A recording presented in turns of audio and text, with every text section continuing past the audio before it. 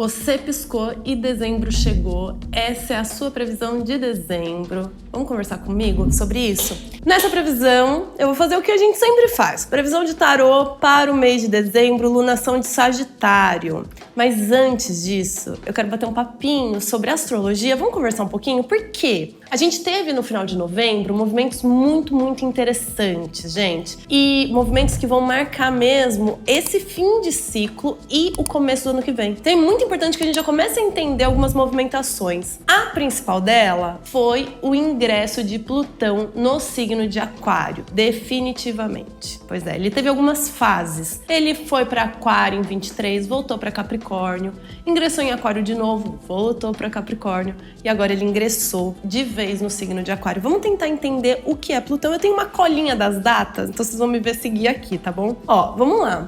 Plutão, ele leva 248 anos para dar uma volta na órbita do Sol. Por isso ele foi considerado pela astrologia um planeta transpessoal, ou seja, ele é um planeta que ele está vinculado a movimentos coletivos, a movimentos sociais maiores do que o indivíduo. E ele então é muito recente, né? Ele foi descoberto recentemente, ele é muito recente, é muito mais por ordem da astrologia moderna que a gente vai considerar o trânsito de Plutão do que pela astrologia clássica ou tradicional. De qualquer forma, ele tem um marcador, como marcador, as grandes mudanças e transformações sociais, já que ele vai levar de uma maneira meio irregular quase 20, 30, 10 anos para sair de um signo. Ele ingressou no signo de Capricórnio em 2008. Então pensem, Capricórnio é um signo que vai falar sobre a hierarquia, sobre a economia, sobre a matéria, né? Um signo de terra. Ele traz justamente no seu simbolismo aquilo que é hierárquico, é a subida da montanha, tudo que é muito capital é tema de Capricórnio. Plutão em Capricórnio, em 2008, foi um grande marcador da primeira grande crise econômica, primeira não, né? De uma das grandes crises econômicas que a gente teve. Mas a primeira grande crise no capitalismo tardio, que é esse que a gente vive hoje. Então, se vocês lembrarem, dá um Google aí. Em 2008, a gente teve uma crise na Bolsa de Valores, a gente teve uma crise nos investimentos de imobiliária, né? Uma crise imobiliária nos Estados Unidos que desenvolveu uma crise coletiva e mundial. Lembrem disso. O Brasil, nessa época, não sofreu profundamente em 2008. Ele começa a receber o impacto dessa crise em 2010. Então, deem um Google aí para vocês verem como Plutão tem esse impacto de trazer do submundo grandes modificações, mas que primeiro precisarão ser passadas por um processo de crise, de revolução mesmo. A última vez que Plutão esteve em Aquário foi entre 1778 e 1798. Vocês sabem o que estava acontecendo ali? Revolução Francesa, meus amigos. Isso, Revolução Francesa estava acontecendo ali. A Revolta Irlandesa estava acontecendo ali, né? É o fim, inclusive, de um processo da modernidade. Nessa época, inclusive, a gente tem justamente essa revolta popular. Aquário fala sobre isso. Aquário é um signo que está muito vinculado ao tema de revolução, mas revolução não é um tema aquariano. Por quê? Porque Aquário é um signo fixo. É um signo que vai falar sobre a construção das coisas que são fixas. É um fixo de ar. Então imagina que aqui, ó, nesse copo, eu fechei aqui. Tá vendo o ar que tá aqui dentro? Pois bem, esse ar seria Aquário. A única maneira da gente deixar um ar fixo é esse ar que tá concentrado em algum lugar. Mas ele não tá efetivamente fixo, né? Ele tá em movimento ali. E esse ar que está concentrado em algum lugar, ele não é visto. Por isso, Aquário vai falar, por exemplo, sobre a massa, a coletividade, o que é o mais humano. É isso que a gente não vê, mas que move o mundo. Revoluções francesas, porque era Plutão em Aquário. Plutão é quem fala sobre as crises e as transformações. Plutão, na sua primeira fase, agora, ele entrou no dia 23/3 de 2023 e ficou lá até 11/6.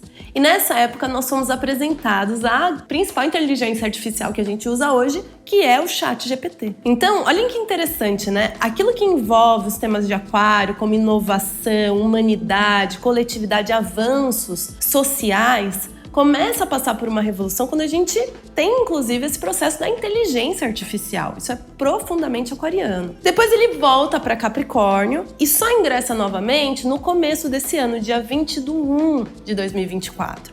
E ele fica lá até 1/9. Então, esse primeiro semestre, a gente também já começa a falar, por exemplo, sobre direitos autorais das inteligências artificiais, sobre os problemas éticos dos avanços que a inteligência artificial traz. E a gente teve movimentações imensas em relação a isso. Ele saiu, voltou para Capricórnio e no dia 19/11 foi definitivamente. Agora ele vai ficar 20 anos no signo de Aquário. Por isso que a gente pode perceber nesse marcador social daqui para frente é realmente uma mudança coletiva e principalmente social dos temas tecnológicos. Como, por exemplo, a grande discussão da escala 6x1 e o impacto da tecnologia nisso. Então, se a gente tem mais tecnologia, teoricamente a gente pode trabalhar menos, porque a tecnologia está produzindo mais. Então, nós não temos uma crise ou uma escassez de produção, percebam? A gente tem, na verdade, é só um acúmulo muito grande. É aí que Plutão vai mexer. Isso é importante para a gente começar a entender o tom do próximo ano,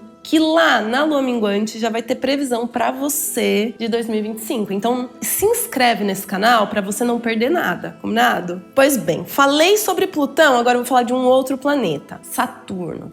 Saturno está no signo de Peixes desde março de 2023 e ele fica até maio de 2025. E nesse vai e volta de retrogradação, ele saiu do seu movimento retrógrado também no final de novembro. Ele está em movimento direto, nos convidando agora nesse fim de ano que a gente tenha mais maturidade para elaborar os temas piscianos, que são os nossos sonhos, a nossa fé, a nossa inspiração, a nossa transcendência, a conexão com aquilo que é realmente importante na nossa subjetividade. Então, qual é a responsabilidade que eu tenho com aquilo que eu vou construindo a nível afetivo? Percebe?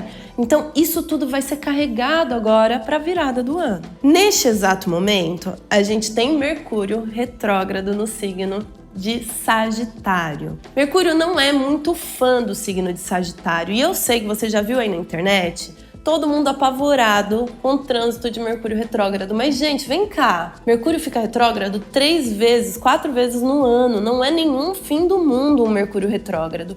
E lembrem, a astrologia não influencia nada. O céu não tá ali jogando raios para que a sua Samsung 97 quebre. Não é isso, né? O céu é um espelho da nossa jornada. Os planetas são marcadores, como um ponteiro de relógio do que está acontecendo aqui na Terra. Quando Mercúrio vai para Sagitário, a gente chama que ele está exilado, ele está num signo que ele não está muito confortável. Quem rege Sagitário é Júpiter, que está em Gêmeos, um lugar onde ele tem exílio. Então, a gente chama isso na astrologia de recepção mútua. Mercúrio no signo de Gêmeos, ou melhor, Mercúrio no signo de Júpiter e Júpiter no signo de Mercúrio. E essa união entre os planetas faz com que eles tentem se ajudar. Entretanto, eles estão exilados, então eles não têm muita força para ajudar um ao outro. O eixo Sagitário e Gêmeos é o eixo do conhecimento, né? É o eixo do saber, da razão, da busca por conhecimento. Enquanto o Gêmeos vai falar da ciência, da razão, da troca, do intercâmbio, da linguística, Sagitário vai falar da filosofia, da fé, da busca por dogmas, por ideias, por história. O que nos faz repensar, né, para esse momento de virada do ano. Qual será a minha crença, a minha ideia de mundo, a maneira como eu ando me comunicando com a vida e com a realidade, que na verdade mais me deixa exilado, mais me faz ficar sem movimento do que me coloca realmente a avançar para o novo. Um exemplo disso que vocês podem pensar é justamente uma ideia de karma, tão propagado no meio esotérico, tão propagado no meio holístico, né? Muitas vezes a gente tá ali com muito medo de testar, de se experimentar, de conhecer coisas novas por medo de errar, por medo de sofrer ou causar algum karma. Mas será que isso é tão assim? Será que a gente não pode pensar de uma maneira um pouco mais experimental? Será que a gente tem esse impacto todo? Pensem aí, nessa virada do ano, antes da gente olhar pro tarô, qual a responsabilidade que você tá tendo nos seus sonhos. E nessa responsabilidade, o que você vai precisar mudar de perspectiva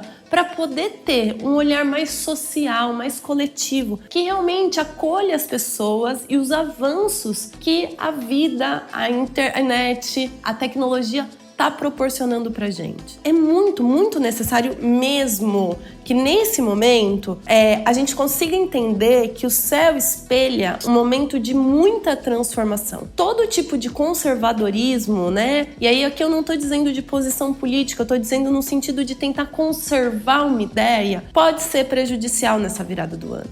Inclusive porque na virada mesmo, no dia 4 de dezembro, Marte vai iniciar sua fase retrógrada no signo de Leão. Eu não vou falar isso nesse vídeo, do trânsito de Marte em Leão aqui. Eu vou falar já para previsão de 2024, previsão de virada do ano. O que eu acho que vocês precisam saber só sobre esse Marte, tá? Ele vai fazer um trânsito de voltar lá para Câncer. Um signo que também é desconfortável para Marte e que ele já esteve lá entre o dia 4/9 até o 4/11. E esse momento, Marte já mexeu muito com a nossa sensibilidade, com os temas que a gente queria defender dentro de nós, com a nossa reatividade. Então, quando ele retrograda, ele vai retrogradar questionando: bom, será que você se fortaleceu? Será que agora você consegue encarar a vida sem tanto medo? Pois bem, percebem que tudo isso que o céu está posicionando é realmente nos convidando a assumir uma responsabilidade com os nossos sonhos, com a nossa visão de mundo, com a nossa força de ação. Você está pronto para isso? Então se prepara. Depois de toda essa introdução astrológica, você já pegou seu café? Já se inscreveu aqui? Que agora eu vou jogar tarô. Quero você me acompanhando. Bom, vamos lá ver qual vai ser a energia do mês de dezembro.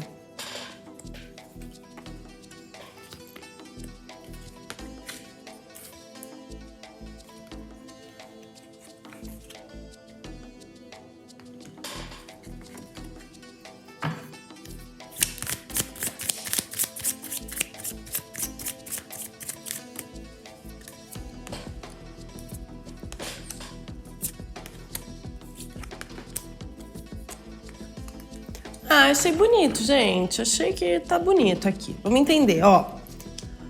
O mês de dezembro chega justamente com a carta do julgamento e uma rainha de paus. Uma princesa, na verdade, nesse baralho, né? Carta do julgamento com uma princesa de paus.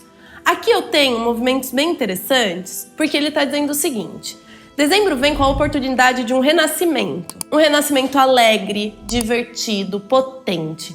Ele vem com a possibilidade da gente se sentir um pouco mais animado, mais empolgado, mais aberto para o novo, né? Principalmente com tudo aquilo que nos traz vitalidade. Exemplo: a academia, os amigos, o happy hour, as festas de fim de ano, o Natal, as viagens, o verão. Tem uma sensação, essa alunação de Sagitário, muito de renascimento, de expansão de consciência para a vida e para o que realmente importa. Não é um pouco do que eu acabei de trazer para vocês olhando astrologicamente? Se lá, astrologicamente falando, a gente tem muito esse olhar sobre o que a gente precisa assumir como responsabilidade e manter o que foi aprendido, aqui ele já está dizendo que tem renascimento na mesa, tem novidade, tem coisas para nos trazer muito dessa sensação de brincadeira de criança mesmo, né? Então dezembro tem um pouco desse gostinho de vamos se divertir, vamos fazer happy hour na quarta-feira, sabe? Para que a coisa seja mais leve, mais dinâmica, mais harmônica. Já quando a gente pensa materialmente, então aqui a gente tem todo o cenário material do mês e da alunação, né, de Sagitário. Eu tenho a carta da força com um 2 de ouros. E aí eu tenho dois caminhos aqui. Pensando profissionalmente, esse é um mês em que tem muito esforço, muito trabalho. Então, pode passar aqui por um cenário, o mês de dezembro, das pessoas já começando a contratar, já começando a se preparar para contratar. Então, contratações aqui são muito boas. Tem muito dessa coisa de entrega de trabalhos, entrega de relatórios, entrega de metas de fim de ano, bater metas no fim do ano. E tem muito com esse 2 de ouros, inclusive esse malabarismo. Então, eu começo a fazer 1000 coisas ao mesmo tempo, porque o ano tá acabando e eu preciso dar conta de tudo. Então, o mês de dezembro vem muito com essa pressão de dar conta de tudo, de ter uma atenção no que está se desenvolvendo, no que está manifestando e gerenciando, tá? Agora, quando se trata de dinâmicas econômicas, é preciso uma atenção, principalmente a gastos aqui. E os gastos virão porque tem tem uma dualidade de caminhos a serem feitos. Então é aquele período em que eu quero poder me divertir, mas eu também quero planejar uma viagem. Eu quero fazer um Natal, mas eu também quero guardar o dinheiro do 13º. Então tem essa dualidade e há uma necessidade, carta da força, de que se permita dominar esse impulso de já querer fazer tudo e fazer algumas prioridades para que não comece o ano endividado, por um exemplo. Não porque o mês está ruim, não porque o mês não abre para trabalho, não porque falta dinheiro, percebe? É porque tem um impulso de fazer aquilo que é prazeroso, aquilo que gera tesão, aquilo que gera vontade, aquilo que dá potência mesmo. Então, é um pouco de um mês para a gente pensar o seguinte: será que eu sei quais são as minhas prioridades, aonde é que eu quero investir o meu dinheiro, para que eu possa, me sentir um pouco mais num lugar de diversão, de animação? Pensem nisso. Emocionalmente, eu tenho as enamoradas e um 8 de ouros, tá? E aqui tem um ponto bastante interessante, porque quando a gente vê... Desculpa, gente. Quando a gente observa a carta das enamoradas, num momento de dinâmicas afetivas coletivas, isso vai mostrar muito que os processos emocionais do nosso ciclo estão dispersos, estão em possibilidades, estão em diversos caminhos. Emocionalmente, tem muita coisa acontecendo também. Eu tenho amigos, tenho trabalho, tenho viagens, família, tem muitos caminhos para que eu possa me divertir. Há uma necessidade de tomar aqui também uma prioridade onde você vai se dedicar emocionalmente. Porque o 8 de paus é uma carta de dedicação emocional, é uma carta de esforços, de trabalho bem feito e com um grande grau de reconhecimento, é uma colheita dos esforços, inclusive, Então, dezembro denuncia, por um exemplo, que se você está repleto de amizades, de pessoas querendo a sua presença ou não, é muito provável que você fez um ótimo trabalho ao longo do ano na manutenção das suas amizades, das suas relações. É muito provável que você se dedicou, inclusive no seu autoconhecimento, no cuidado dos seus afetos, e é por isso que está com abertura e disponibilidade para conhecer histórias, pessoas, caminhos. Esse 8 de ouros me traz muito a impressão de colheita mesmo, sabe? Então, sabe aquele momento em que a gente precisa e pode se permitir colher boas dinâmicas emocionais? A grande questão é que tem muita coisa acontecendo, E aí eu tenho muita coisa acontecendo como energia pro mês, princesa de ouros. De ouros não, desculpa, gente, princesa de paus. Carta da força com 2 de ouros no trabalho, Então tem muita coisa. E coisas aqui, quando a gente olha o trabalho, eu tenho 2 de ouros. E quando eu olho as questões emocionais, eu tenho 8 de ouros. Então são coisas reais, Essa alegria que o mês de dezembro traz para o nosso emocional é real, não é uma fantasia. São amigos de verdade, são festas de fim de ano, são pessoas que realmente se querem bem, Adorei. Mentalmente, tem um processo aqui de uma abertura muito grande para se experimentar um cenário mais alegre. Vou ser redundante, tá? Carta do Sol com Ás de Paus.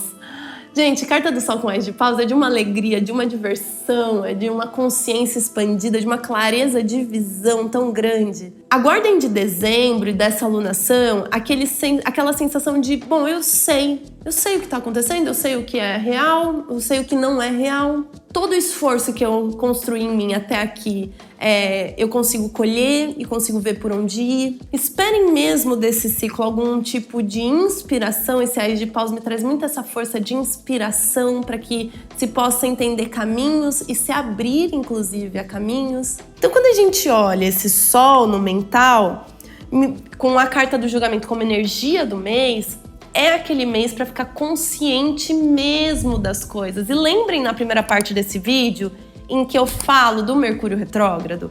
O Mercúrio retrógrado acaba na lua cheia.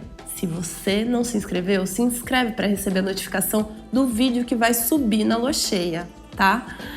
Bom, esse Mercúrio para ali na lua cheia. Então é como se ele já estivesse dizendo, olha, a primeira etapa de dezembro é completamente tomando consciência daqueles exílios, do que não funciona mais, das visões de mundo que eu tinha e que eu preciso abdicar e renovar, renascer em relação a elas, para que inclusive haja maior alegria na minha visão de mundo, na minha forma de me relacionar com o mundo. Gosto muito, muito, muito. E aí eu não posso negar, você aqui piegas. Eu amo o signo de Sagitário, gente. Amo, amo, amo. E é importante pensar que signo não é gente, né? Signo é um conceito. Eu adoro quando dizem assim, ó. Eu não acredito em signo. Como se existisse signo de verdade. Não existe, gente. Assim, astrologia não é uma crença. Astrologia é uma linguagem. Então, o que existe mesmo é planeta. O que a gente fez foi articular o céu, concatenar e medir o céu e dividir ele em esferas, em pedaços. E esses pedaços a gente chama de signos, de casas. Mas assim como não existe na matéria o meridiano de Greenwich, ele é um referencial simbólico, os signos existem também como conceitos, como processos de realidade que concatenam a vida terra, céu.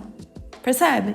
Então, Sagitário fala justamente sobre esse impulso ao novo, ao conhecimento, a filosofia, a fé. Eu amo, é alegre, é divertido e ao mesmo tempo é visceral, é colérico. Aqui é um pouco desse clima esse mês, vem muito nessa energia de realmente renascer, de expandir a consciência, de expandir a visão de mente. E por isso é que a gente tá mais tranquilo emocionalmente. Só que também é por isso que a gente pode acabar sendo mais impulsivo, gastando mais, se entupindo de trabalho no fim do ano, tá? Estão me acompanhando? Gente, comentem aqui o que vocês estão percebendo, como vocês percebem, né, as previsões, o que faz sentido para vocês, me contem de vocês, comentem aqui o nome de vocês, da onde vocês me assistem, é sempre um grande prazer poder conhecê-los. Ó, chegamos aqui na espiritualidade, como fica a prática espiritual do mês de dezembro, e eu tenho carta da temperança como a princesa de espadas. E aí aqui a espiritualidade é muito clara, né? Ela não deixa nenhum rastro confuso. A carta da temperança é uma carta alquímica que vai buscando na união entre o quente e o frio encontrar a temperatura ideal, o tempero perfeito, aquilo que vai garantir dias mais leves e mais harmoniosos, né? Quando a gente fala isso a nível espiritual, ele bate esse processo alquímico na princesa de espadas, que é esse impulso sensível, fluido, mas violento dos nossos pensamentos. Sabe aquele pensamento intrusivo que chega e que machuca, mas que não tem correspondência real na vida? Outro dia uma cliente minha disse assim, ó, eu descobri que o meu medo não define um resultado. E ela estava muito feliz de ter descoberto isso. E é mais ou menos isso que a espiritualidade está falando. Olha, esse é um ciclo que tudo que a espiritualidade vai guiar a gente é pra gente entender que o nosso medo, que as nossas fantasias mais infantis, mas que machucam internamente, não definem a realidade. Então a gente pode fazer movimentos de alquimia, de transmutação, para encontrar um equilíbrio entre os nossos medos e as coisas boas que a vida está trazendo. Porque, honestamente, esse não foi um ano tão leve e me parece que esse é um conceito geral, assim, para todo mundo tem uma tendência, um movimento bem tenso desse ano. Mas, se a gente consegue lidar com a vida como ela é e amá-la desta maneira, a gente também consegue soltar aquilo que virou veneno interno, né? E que precisa realmente de uma alquimia, de uma transformação para que as coisas sejam mais leves. Gostaram? Eu adorei esse mês, é um mês bastante amigável, bastante fluido, tá? Todo o equilíbrio emocional desse ciclo vem por esforços. Esse é o melhor, viu? Teve um esforço aqui para que a gente conseguisse ficar bem e a espiritualidade segue realmente nessa jornada. Só atenção aos excessos de trabalho, gente. Fim de ano, assim, busquem um pouquinho mais de paz. Ó, vamos ver aqui conselhos?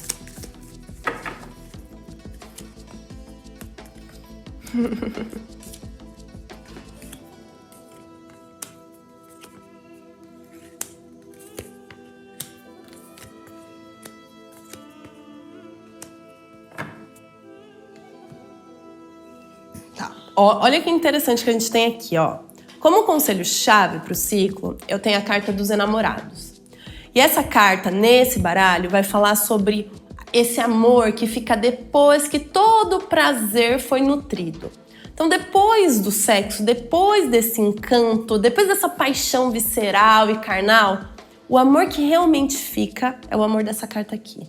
Como conselho para esse ciclo, é como se ele estivesse dizendo assim, ó, agora é a hora de priorizar amores verdadeiros, reais, que nos fazem bem, aquelas pessoas e situações que a gente quer que fique do nosso lado, depois que já foi nutrido qualquer tipo de paixão passageira. Olha ao seu redor e questiona, as pessoas que estão ao meu redor são pessoas que eu quero levar para minha vida? Se sim, você fez um bom trabalho, relaxa e curte esse momento. Curte, tá bom? Materialmente, eu tenho aqui a carta do olho. E o olho vai dizer, olha, tudo está acontecendo como tinha que acontecer. Tudo está acontecendo como tinha que acontecer. Então, se a gente está falando de um excesso de trabalho, é muito provável que esse excesso de trabalho também venha aí como oportunidades, como a própria vida trazendo oportunidades.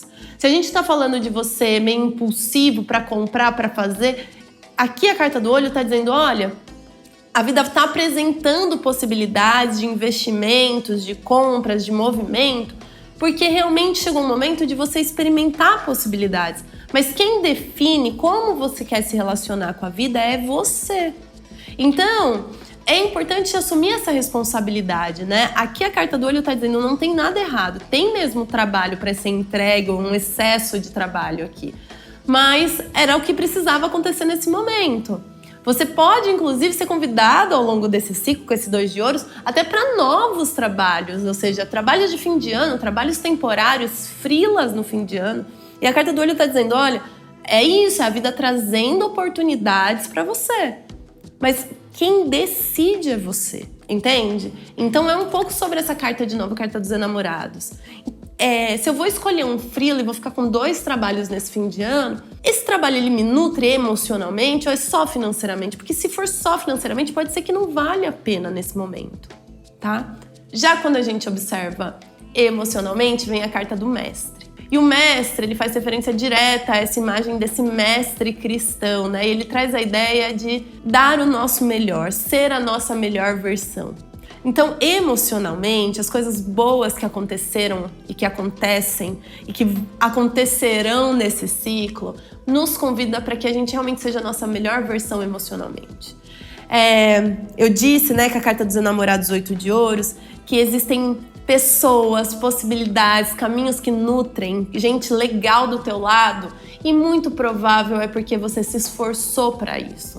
A carta do mestre vem dizer, ó, continua sendo sua melhor versão, que você vai percebendo o quanto isso vai realmente firmando coisas muito bonitas internamente. Agora, ele chama atenção para a parte mental. Ele traz aqui a carta do diabo. E nesse baralho, o diabo representa as nossas travas mentais. Representa aquilo que nos limita, os nossos dogmas, ideias, crenças internas. Eu não disse isso com a previsão do Mercúrio retrógrado. Pois é, né? A carta do diabo com o Ás de Paus traz justamente esse alerta que qualquer coisa que você possa se sentir travado durante o mês de dezembro, durante a alunação de Sagitário, não tá do lado de fora. Não tá. Tá do lado de dentro. É uma ideia que você tem da realidade, é um dogma que você acredita, é um jeito onde você se prendeu e que por esse mesmo motivo não tá conseguindo renascer, se conectar com o que realmente te nutre. entende? Então, observa mesmo ao longo desse ciclo se não tem algo seu que, na verdade, mais te limita. Que, às vezes, com essa carta do Sol, Ás de Paus, pode ser só imaturidade mesmo, sabe? Às vezes não é uma grande crença transcendente, não é vida passada, não é karma, é só imaturidade, tá? Por fim, e não menos importante, o conselho para a espiritualidade é a carta da aventureira. E a aventureira, ela vem dizendo, não deixa a vida ficar tediosa. Porque quando a gente deixa a vida ficar tediosa, é natural que a gente se prenda mesmo a pensamentos que não ajudam, pensamentos ansiosos, pensamentos intrusivos, pensamentos que chegam e ficam ali questionando os bons momentos que a gente está vivendo. Se aventure sem tanto medo, experimente. Isso é muito bonito aqui, tá? Amei! Gente, vocês gostaram? Eu amei, amei, amei. Muito, muito obrigada por me acompanhar até agora. E se você, na verdade, assistiu até agora, comenta aqui, se inscreve, curte esse vídeo, né? Assistiu até o final? Comenta, né? Muito obrigada. É um prazer muito, muito grande poder compartilhar tudo isso com vocês. E nos vemos no próximo vídeo. Um beijo. Tchau, tchau.